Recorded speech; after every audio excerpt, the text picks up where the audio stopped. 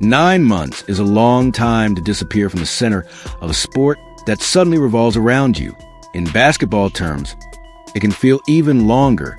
Rotations change, teams adjust, new rookies arrive, fans move on to the next headline, and all the usual questions start floating around.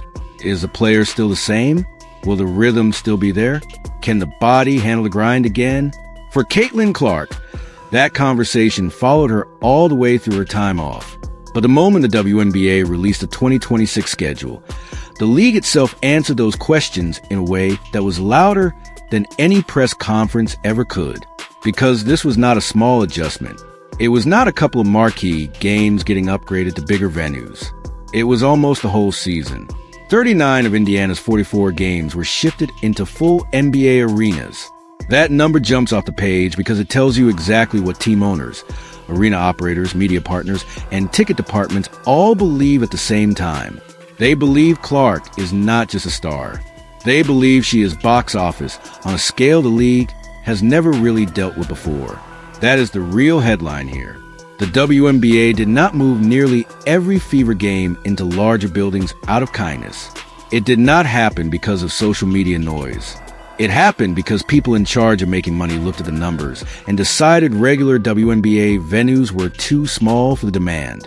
And when a business makes that kind of decision across that many cities, the message is obvious. Caitlin Clark is the biggest draw in the sport right now, and it is not particularly close. Now think about the timing. Clark has been away from a WNBA floor for 270 days. That is a massive gap for any player, especially one whose game depends so heavily on pace, timing, shot confidence, and constant decision-making. The 2025 season never really became what people thought it would. She played only 13 games before the injuries took over and shut the whole thing down. A shortened season like that usually cools a player off in the public imagination. But Clark is not a usual player, and this was not a usual absence. Even with that broken up year, Fever games were still draw around 1.26 million viewers on national television on average. That is the kind of number leagues dream about. And Indiana was doing it while the player at the center of the entire surge was not even fully on the floor for most of the year. In other words, Clark's presence was still lifting ratings even when the season around her was compromised. That matters because it proves this is not just hype built on one magical rookie run. The audience stayed attached. The curiosity stayed there. The appetite stayed there. If anything, the long layoff only built more anticipation. And then Puerto Rico happened. That tournament mattered more than a lot of people probably expected because it was the first real look at Clark after all that time away. Not just a few training clips. Not a polished practice video. Real basketball. With real competition, real structure, real physical demands, and a chance for everyone watching to see whether the old magic was still there. She answered every question fast. Team USA went unbeaten.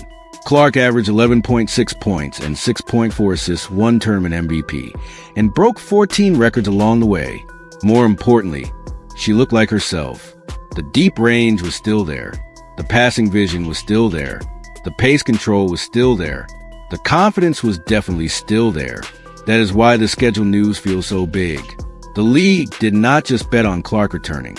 It watched her return, saw the response, and then moved aggressively.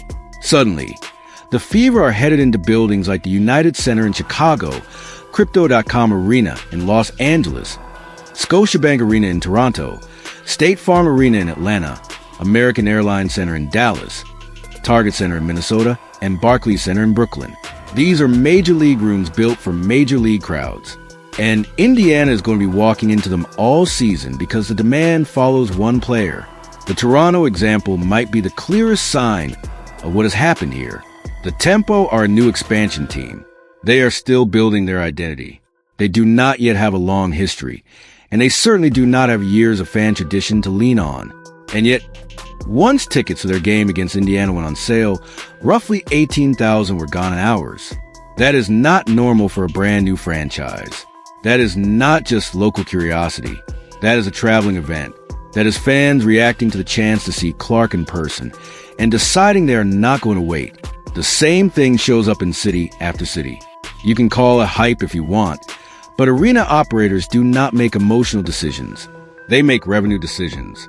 They know exactly what a standard WNBA game typically draws. They know what secondary market activity looks like. They know when search traffic jumps. They know how quickly ticket inventory moves. So when they start moving games from smaller WNBA venues to giant NBA buildings, they are doing it because they have seen the demand with their own eyes. And that is where the story starts getting uncomfortable for Angel Reese and Chicago Sky. Because while Indiana is basically taking a traveling arena tour through the NBA, Chicago is still dealing with a very different reality. On a typical night, the Sky are playing in a building that seats about 11,000, and they are averaging around 9,000 fans. That means empty seats are part of the regular picture. So when the schedule reveals that Chicago gets multiple games in bigger arenas, and two of those upgrades are directly tied to Indiana coming to town, the implication is impossible to ignore. Those larger stages are not being created because the Sky suddenly became an overwhelming box office attraction. They are being created because Caitlin Clark is arriving. That is the part that has fueled so much tension in this conversation. Reese has made it clear more than once that she does not believe the rise of women's basketball should be credited to one person. Fair enough. No league grows because of one player alone. There are talented stars everywhere, and plenty of people have helped push the sport forward. But there is a difference between acknowledging broader growth and pretending the current business boom has no clear face. The schedule itself destroys that argument. 6 games in NBA arenas for Chicago. 2 because Indiana is on the other side. 39 of 44 for Indiana overall. That is not a subtle distinction. That is the market showing you in giant bold letters who it is buying tickets to see.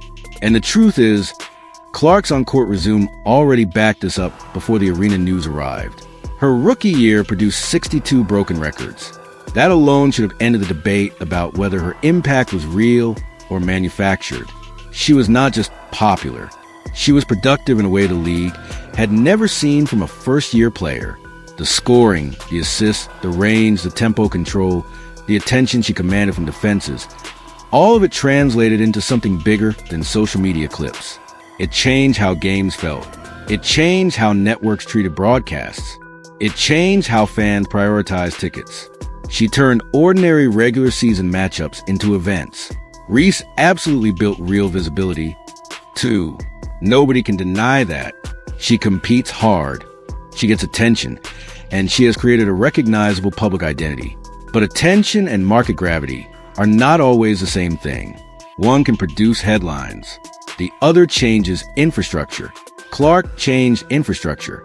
The league literally had to find bigger rooms. That is why this goes beyond rivalry talk and social media drama. This is about scale. When one player is causing home teams to rethink venue sizes, forcing opposing franchises to capitalize on road demand, helping justify a $2.2 billion media rights deal, and driving attendance spikes in markets that are not even our own, you're looking at something bigger than normal stardom. You are looking at an economic force. And the brands clearly saw it before everyone else finished arguing about it. Nike did not just sign Clark and move on. Nike built a full signature line around her. That is an entirely different level of commitment. Gatorade gave her a signature flavor. Wilson built a branded line around her. State Farm turned her into a recurring national commercial presence. She has stepped into fashion spaces, golf spaces, crossover events, and mainstream advertising in a way that very few athletes ever do this quickly. That does not happen because a company thinks someone is pretty popular online. It happens because the data says the audience follows her across categories. That part matters because it connects directly back to the schedule. These arena changes are not isolated decisions. They are part of a larger pattern. Ticket sales, sponsorships, broadcast value, merchandise, cross-sport appeal, and general visibility are all pointing the same way. Clark is not just helping the WNBA. She is dragging it into bigger commercial territory much faster than expected. And here's the part that should make Fever fans the most excited. Indiana is not walking into 2026 as a one-player circus. Aaliyah Boston is a real anchor. Kelsey Mitchell can score in bunches. Lexi Hull gives them toughness and flexibility. Sophie Cunningham adds edge and shooting. Even without Clark for most of last year, Indiana stayed competitive and pushed forward. That matters because now the team is not asking Clark to rescue a broken situation. It is asking her to elevate a roster that already proved it can fight. That changes everything. The biggest question now is not whether Indiana can be relevant. That part is over. The question is what happens if Clark stays healthy for a full 44-game season. Because the version of Indiana that got only 13 games from her is one thing. The version that gets her all year with this kind of momentum in front of this kind of crowd, with this kind of roster support, is something else entirely. And the road environment may actually become one of the weirdest advantages in the league. Normally, road games are supposed to feel hostile. But when half the building is packed with fans who came specifically to watch Clark, the energy changes. Indiana can walk into someone else's home arena and still feel like the main event. That is not normal. It is especially not normal in women's basketball, where home court familiarity has historically mattered a lot. But Clark's drawing power scrambles that. The Fever could end up playing away games in front of crowds that are at least partially theirs. That is why this 2026 season feels different before it even starts. The schedule already tells a story. The league has chosen bigger stages. The owners have chosen bigger gates. The sponsors have doubled down. The networks already paid up. And Clark's return in Puerto Rico reassured everyone that the player they were betting on still looks like the same force who changed everything in the first place. You can understand why that would irritate rivals. It is one thing to hear people talk about another player as the face of the league. It is another thing to watch the entire business structure rearrange itself around her. That is harder to dismiss, harder to talk around, harder to spin into a shared spotlight. The numbers keep forcing the same conclusion.